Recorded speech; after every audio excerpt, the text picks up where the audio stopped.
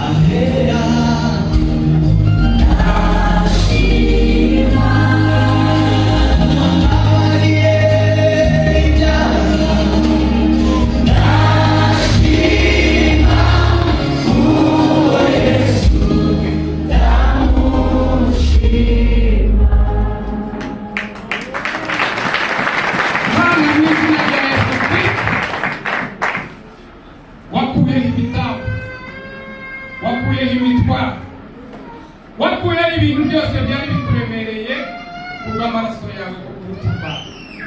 Niyo mpamvu wo gushimwa uruwera urahebuje uratangaje. Urupfu rwawe rwaduhaye ubugingo bw'iteka ryose. Urupfu rwawe rwadukuyeho umuvumo tutari kurwaho n'umunsi no.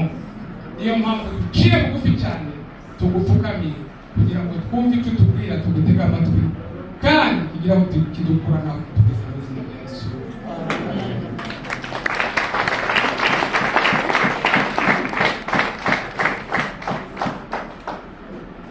Pasika rero ku bakristo isobanuye iki? Niki isobanuye ku bakristo? Ni amagambo atarenze atatu kandi ari gukomeza akisubiramo.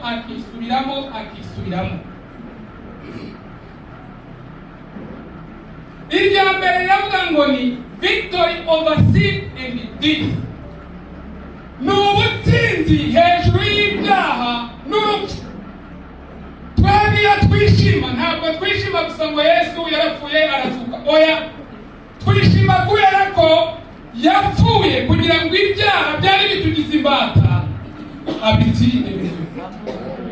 Icya kabiri ni uko urupfu rwaheranaga abantu, yaje kugira ngo urwo rupfu arumare imbaraga ndetse akureho n'ibitamba abantu batambaga kugira ngo ibyaha bibaveho.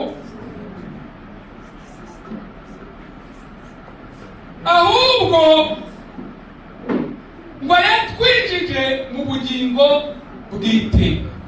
Mu yandi magambo nta bugingo bw'iteka twabaga twari dufite, nta byiringiro byari bihari, nta kuzuka kwari guhari. N'ikimenyimenyi abera bari barapfuye, abakurambere bakiranuka bari barapfuye, ariko nta byiringiro byo kuzuka bari bafite. Niba musoma neza, umunsi azuka ni nabwo nabo bazutse babonekera abantu mu murwa, baratambagira baragenda bakajya bavuga ngo uyu ni Eliya, uyu ni wa wundi wari warapfuye. Ni ukuvuga ngo bari bategereje ikimenyetso. Iyo tuvuga urupfu cyangwa tuvuga Pasika, tuvuga ikimenyetso cyo gutsinda ibyaha n'urupfu ndetse no kubona ubugingo buhoraho. Icyo kimenyetso kiturinda ibibazo byo muri iyi si. Abana b'Isirayeli mu Giputa barababajwe cyane. Abize Bibiliya niho bavuga ko Pasika ya mbere yabereye, ariko Farawo yinangira cyane. Bukeye Imana ibwira Mose ngo ugende ubage umwana w'intama, hanyuma ugende ku mazu y'Abisirayeli ugende usigeho amaraso. Hanyuma marayika wanjye ukomeye murimbuzi w'inkota naza, azareba icyo kimenyetso, hanyuma azatambukaho, hanyuma abana bo muri Egiputa cyangwa se abanyegiputa babona ingorane. Iyo dufite ikimenyetso cy'amaraso, tuba twirinze inkota ya marayika murimbuzi, tuba twirinze indwara, tuba twirinze ibyorezo, tuba dufite ikimenyetso kivuga ngo aba ni abana banjye,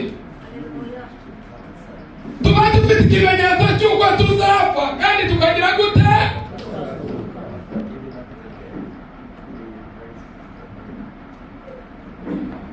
Pawulo yandikiye Abitesalonike igice cya 14 asomere Filipe. Reba imbaraga z'amaraso ya Yesu Kristo. Abatesalonike igice cya 14.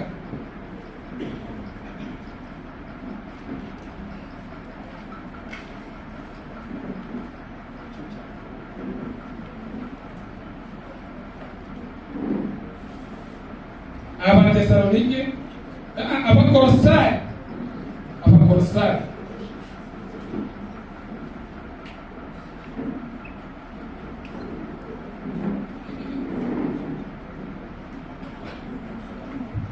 Akani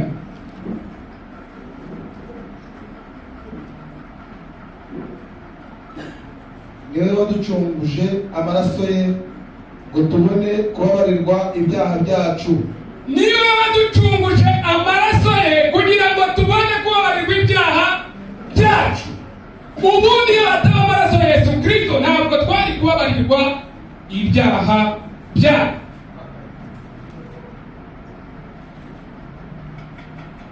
ijambo ry'Imana ratubwira ngo niba umwuka w'Imana wari muri Yesu Kristo, umwuka w'Yesu Yesu Kristo niba uri muri twe, uwo mwuka niba uri muri twe, niko natwe uzatuzurana nawe.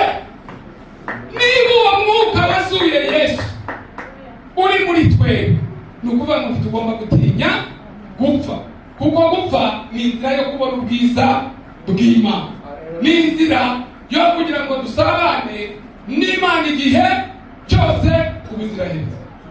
Ikibazo dufite rero, ntabwo twizera ko mu kibazo havamo igisubizo, ntabwo twizeramo ko mu gukubitwa havamo ubugingo bw'iteka, ntabwo twizeramo ko mu mibyimba Yesaya ariko yanditse ngo imibyimba ye niyo yadukijije.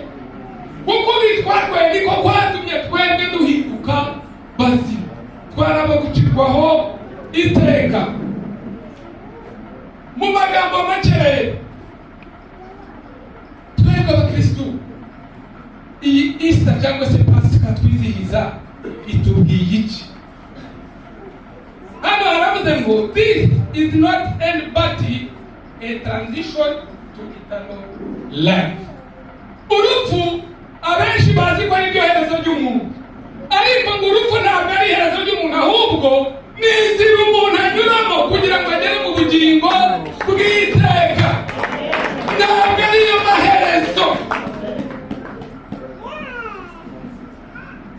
Bamaze gufata Yesu ngo baramushyira ku Pilato, bamucira urwo gupfa, baramubamba, baramujyana. Ku munsi wa gatatu abagore babiri ngo baragenda bafite agahinda cyane, baragenda baravuga ati reka tujye kureba umwami wacu bamuhamba. Ariko aba bagore ni intwari, tubakomere mu mashyi. Nta mugabo wigeze arya ibyo. Ni ukuvuga ngo abagabo duhera vuba, twari twakuye iki? Amaso. Ubwo abantu bari batangiye kujya muri bizinesi zabo, barimo bakora, ariko Marita na Mariya ngo bajyayo, baravuga bati wenda rimwe arabura, reka dutware ibihumura tujye gupuriza.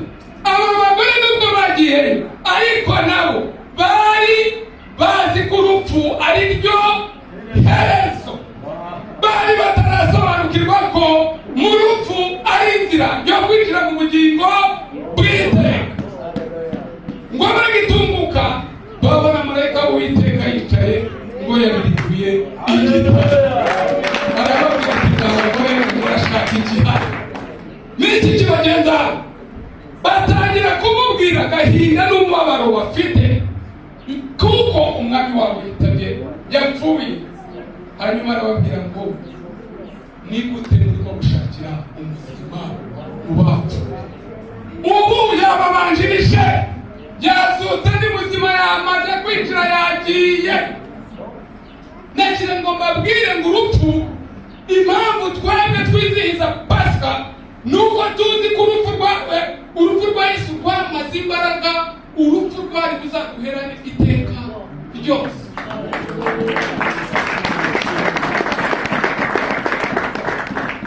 Niba umwuka w'iyazuye Yesu Kristo ari muri twebwe, ibindi dotwa, ibindi tuzinjira mu buzima bw'iteka ryose.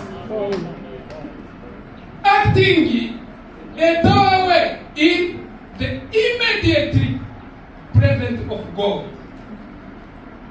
it represents the final release from suffering, sin, and pain.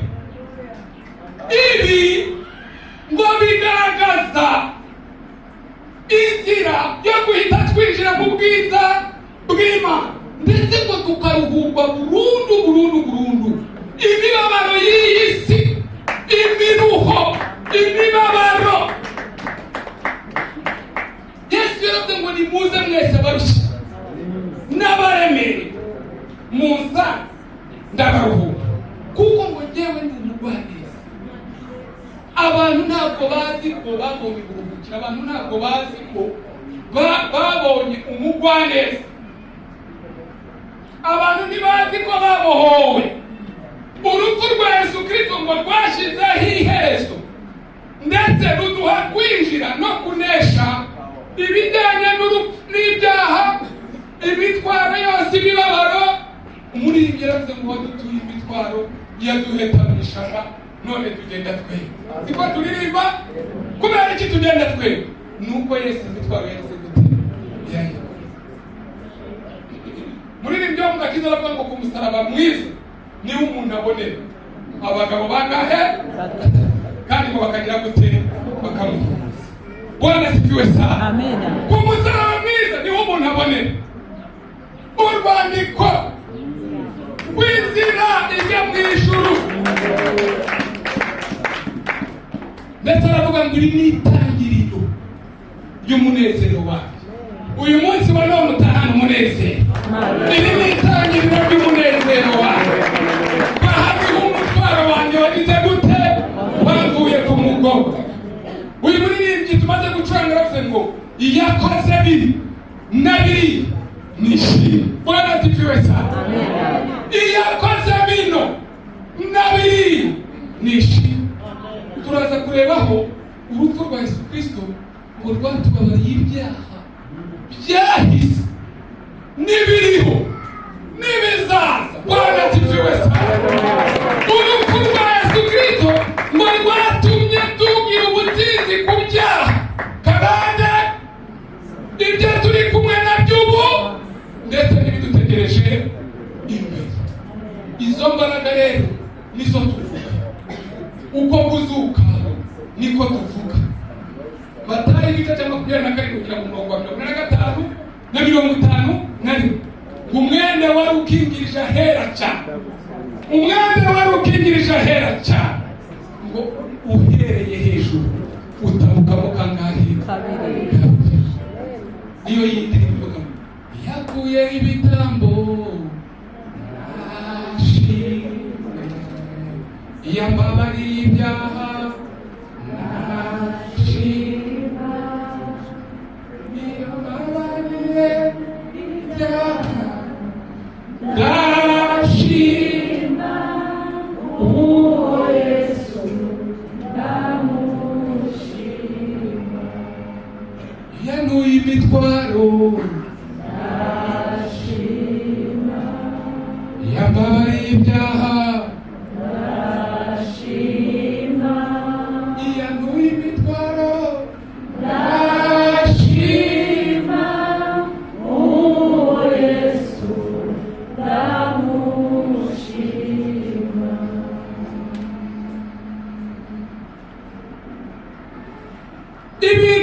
bitanu byibura bifatika twagenderaho by'impamvu twizihiza Pasika. Twanabikoze icyambere cyitwa ngo gateway to glory. Mbese ni inzira yo kwinjira mu bwiza bw'Imana ugasabana n'Imana, kubera ko hari ryarido irido ryadutandukanaga. Ubu umuntu wese yabashije kwigereranya. Ntihagire n'umuntu uzongera kukubeshya ngo agukane ngo ndagusengera sani ibi ndagusengera ngo ufite umutwa. Ni byiza yakugirira umutwaro, ariko uwakwikorereye umutwaro n'umwe kandi rimwe kandi burundu igihe cyose. Icya kabiri cyitwa ngo ni final sanctification. Iki gisobanura, mbese muramfasha, n'ukwezwa burundu.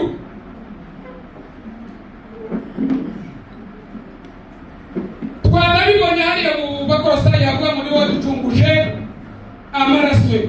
Icya gatatu freedom from suffering twabibonye ni icyamatayo ni muza baremerewe n'abacu. Yadukuyeho pain, imiruho, sickness, sorrow. Mbese ngo tuzana muri freedom ya butsinzi bw'Imana. Tubasha kwinjira mu kubahoka. Uku niko kubahoka nyakuri. Ntushobora kubaho utizera amaraso ya Yesu Kristo. Iyi niyo freedom nyakuri.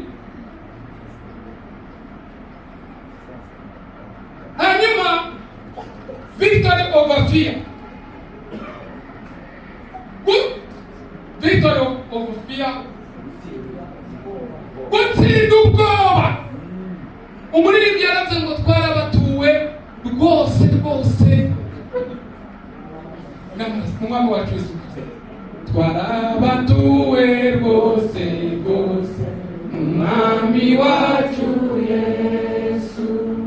Twigisha ijambo rye rizima imbaraga z'umwuka. Cyo dukomeze tugende dutsinde ibigeragezo, turwane intambara twizeye twihanganire byose. Victory over fear. Ubu twamaze kugera hejuru y'urupfu. Niba unabizi unabibara ubireba neza, urupfu ntirwidufiteho imbaraga. Bireba ubyibuka ubyitegereze, ureba aho twanyuze, ureba aho twaciye, ureba ukuntu urupfu rwadukomerekeje n'uko rwatubabaje. Ariko se rutuma tudashima Imana, rutuma tutavuga Imana. Impamvu tuvuga Imana ni iyi, nuko Yesu Kristo yaduhaye imbaraga zo gutsinda no kujya hejuru y'urupfu.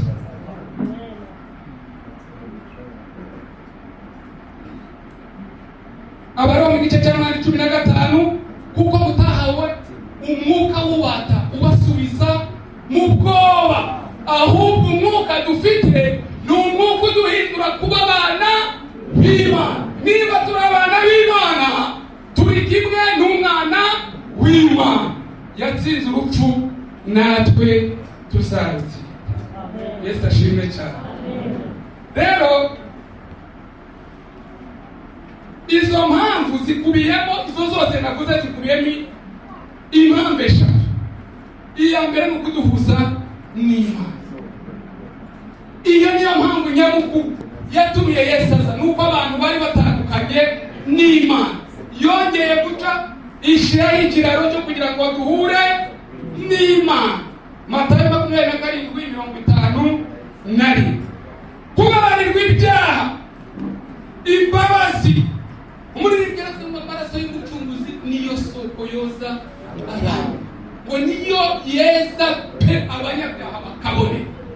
Ni ukuvuga ngo nta bundi buryo umwana w'umuntu kuko yari ari umunyabyaha, nta bundi buryo usibye isoko y'amaraso. Icyo ni icya kabiri cyatumye Yesu aza hano ku isi. Icya gatatu ni ugutanga ubugingo buhoraho.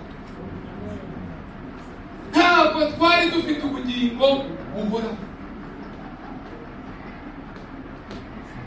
ntabwo twari tuzwi, ntabwo twari dufite access kuri ibi byishimo dufite, ntabwo twari dufite uburenganzira bwo kumenya ko natwe tuzabaho iteka ryose.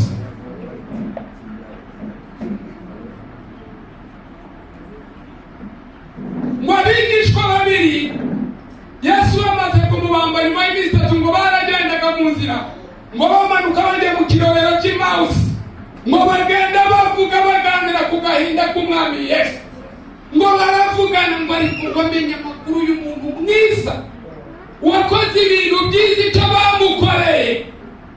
Ntibamenye ko umwami Yesu yamaze kuzuka kera.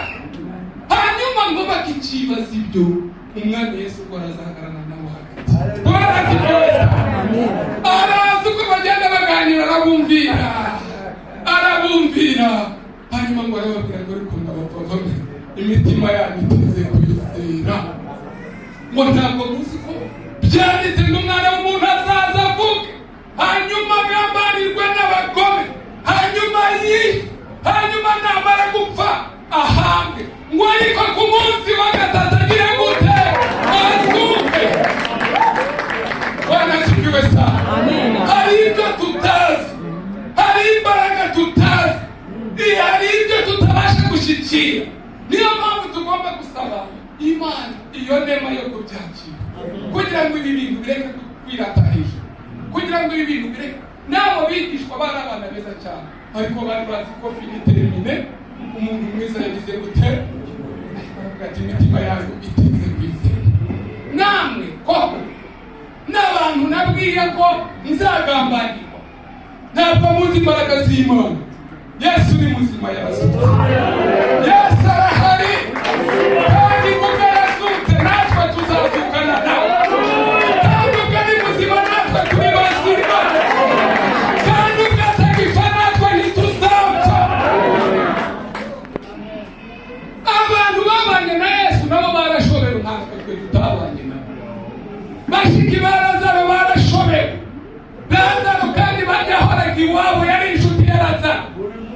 Ariko barashobewe bibagirwa ko ari we kuzuka n'iki n'ubugingo.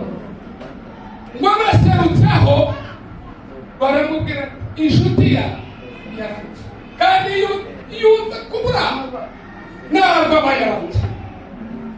Mu by'ukuri keretse utaranyuze muri iyi nzira gupfa birababaza. Hari igihe umutima w'umuntu wamugaruye byibura wasi nkamureba nkamubona.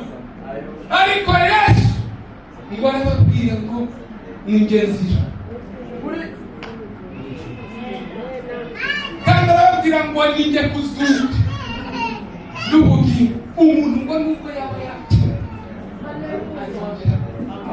kandi ngo nuriho nawe ntazongera gupfa ukundi. Ariko twagiye twizeza twagiye tumenye ubushobozi n'ububasha. Twagiye ibi biransindagiza. Ntuzajya uhura n'ibibazo ujye uvuga ngo niwe bugingo no kuzuka. Niwe kubaho kwawe, niwe mbaraga zawe, niwe umpa minerva, niwe wantu w'imitwa, niwe umara agahinda. Tugiye kugana ku musozi.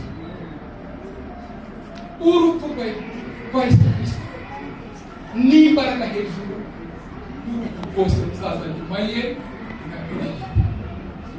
ni ukubabarirwa ibyaha byawe batazagushuka n'umunsi n'umwe. Kwirirwa turirimba karani, kwirirwa dukubita karani imyaka 200.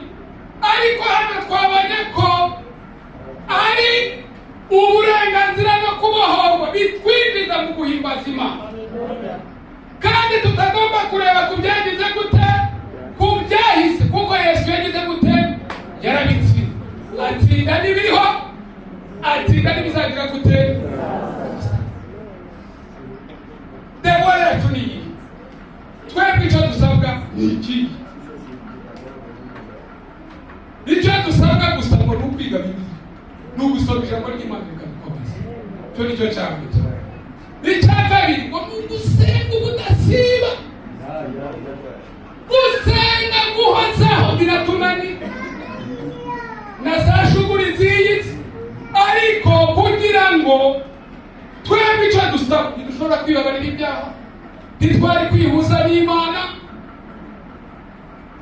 Icyo dusaba ni uko tubasha gusoma Bibiliya tukamenya icyo Yesu yagize gute yakoze. Ni ugusenga, ni ukuba mu guca bugufi no kubaha Imana. Iyo niyo devoir yawe. Naho ibindi Yesu yagize gute yarabirangiye.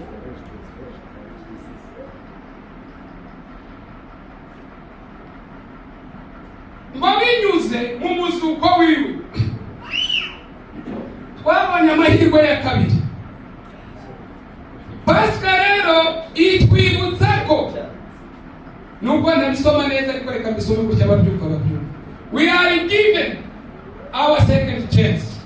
Easter is a reminder that no matter our past, no matter our past, no matter our past, ibi nibyo biheranya abantu. Mata y'ibyahise nibyo bitwishe. Nguko niko byagenze iwacu, ngo birongera bigenda uko, birongera niba byaragenze uko, wowe ntibizagenda uko. Kubera ko Yesu ari muzima. Iwacu ibintu bijya bibayo gute? No matter our past. Suko bimeze?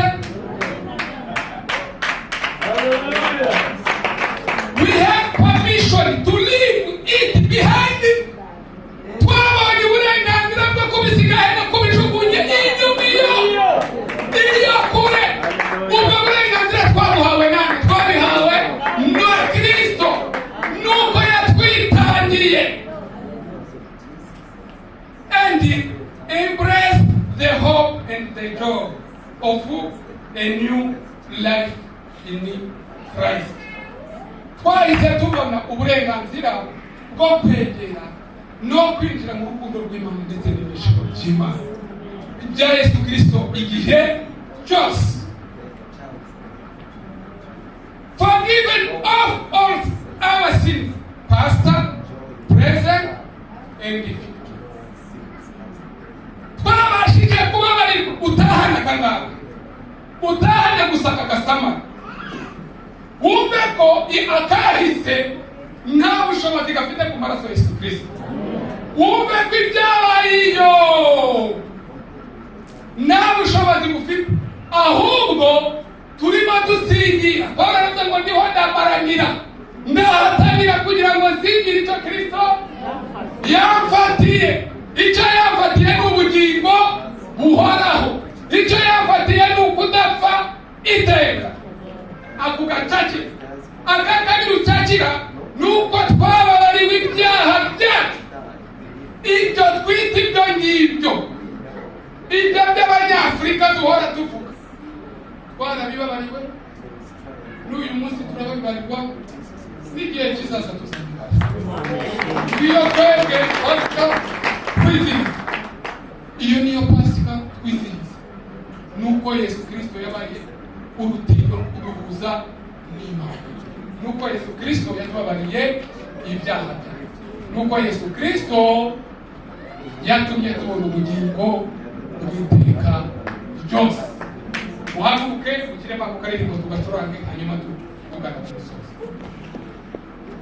Muhumure, mureke kubabarika. Niba uwo mwuka wiyasuye Yesu Kristo, umwuka w'Imana ari muri twebwe, no matter nta bibazo n'ibyo tunyuramo, nta bindi ibibazo Yesu yarabirangije. Ibyo twari gutanga yarabisanze.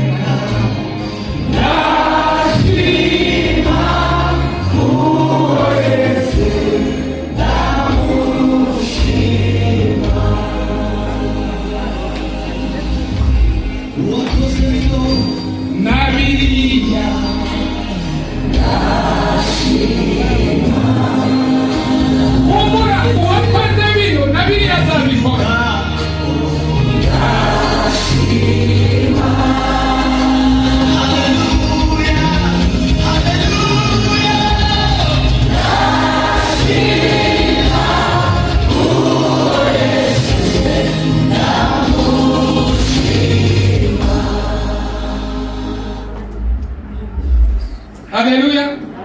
Haleluya. Nushaka utahana goga. Niba no gufata ibyo twavuze byakunaniye, utahana kakariri. Uvuge ngo wakoze bino. Uwazuye Lazaro, nanjye yanzura. Nawe yakuzura. N'abana banyu yabakiza. N'abantu bose yabazura. Uwakoze bino nabiri. Haleluya. Nashimya. Uwakoze bino nabiri, izo mbaraga ziracyahari, ubwo bushobozi buracyahari. Niyo mpamvu asezera ku bigishwa yavuze ngo da usubize bwa bwiza na cya cyubahiro nahoranye. Izo mbaraga zifite zo kuzura kuko yapfuye akazuka, kandi n'ibimenyetso birahari. Yabonekeye abigishwa yagira ngo abereke ko yazutse, bareke gusigara babaririza, hanyuma nkabona kuzamurwa ajya mu ijuru. Reka ibyo byiringiro natwe ari byo tugira by'uko Yesu Kristo yapfuye akazuka, kandi yatsinze urupfu na kuzimu, ndetse yatsinze ibyaha, ndetse yarangije imitwaro n'imirimo yose y'isi. Niwe wayishyizeho iherezo, niwe washyizeho iherezo ku mirimo y'isi. Yesaya ngo nuko namwe abari batuye mu gikombe cy'igicucu mwamurikiwe n'ubwiza bw'Uwiteka. Ngo byukura bagirane Siyo, uyu munsi mu Rwanda tugomba kurabagirana kubera ubwiza bw'Uwiteka, tugomba kurabagirana kubera Kristo yapfuye akazuka. Data mu izina rya Yesu Kristo, uri Imana ishobora byose, urahambaye. Iyo ataba wowe simba ndaho, iyo ataba ku bwawe simba mvuga ibintu, iyo ataba ku bwawe simba narababariwe ibyaha, iyo ataba wowe u Rwanda ntiruba ruriho, iyo ataba wowe abanyarwanda ntibaba barongeye bakabaho uko bari mu gihugu, iyo ataba wowe amaraso yawe niyo atweza ibyaha byawe. Ndagushimye ko wongeye kutwibutsa imibabaro yawe n'intimba zawe, kuko ari twebwe wakubitiwe kugira ngo tubone ubugingo bw'iteka, kugira ngo tubone urukundo rw'Imana, kugira ngo twongere dusubire mu rukundo rw'Imana, kugira ngo twongere dusubire mu bisabane n'Imana. Ndagushimye kuko ijambo ryawe ryiza mu izina rya